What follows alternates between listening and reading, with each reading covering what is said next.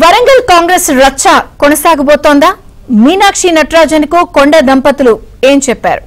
కొండ దంపతుల వ్యాఖ్యలు దేనికి సంకేతం?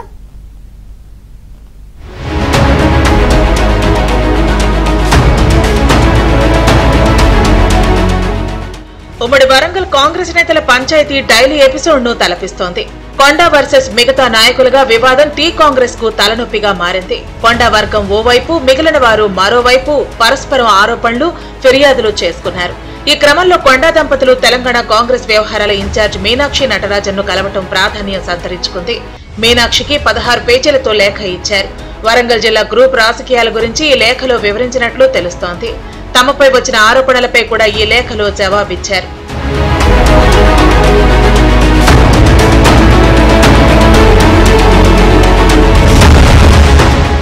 పనిచేసే వారిపైనే విమర్శలు వస్తాయని, వెనుకబడిన వర్గానికి చెందిన తాను ఎవరికి భయపడేది లేదని కొండా మురళి చెప్పుకొచ్చారు. ఎప్పుడైనా కూడా పనిచేసేటప్పుడు 2 రౌతులు ఎత్తారు.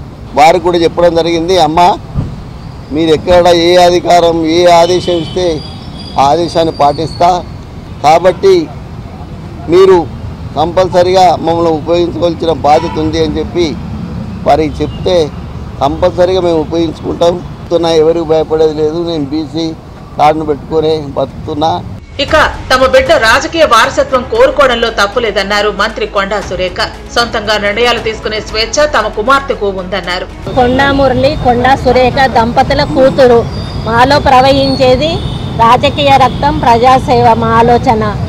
అది దానికి వంశపారపర్యంగా రావడంలో తప్పు లేదు, అది ఎక్స్పెక్టేషన్ పెట్టుకోవడంలో తప్పు లేదు. దాని ఆలోచనలను కాదు వద్దు అనేటువంటి అధికారం మాకు లేదు. ఎందుకంటే she's major, she knows everything.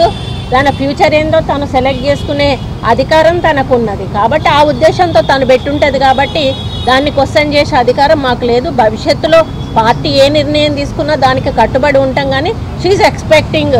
Warangal వివాదానికి మీనాక్షి ఎలాంటి ముగింపు పలుకుతారనే చర్చ టీ కాంగ్రెస్ లో నడుస్తోంది.